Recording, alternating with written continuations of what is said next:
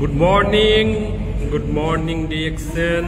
দেখেন কিভাবে এখানে কপি প্যাকেটিং হচ্ছে। দেখেন দেখেন দেখেন কিভাবে কপি প্যাকেটিং হচ্ছে। দেখেন দেখেন দেখেন দেখেন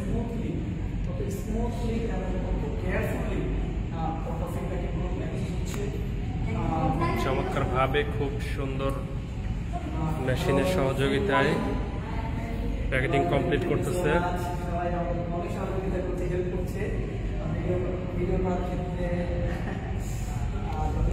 ওকে, হ্যাপি নাও।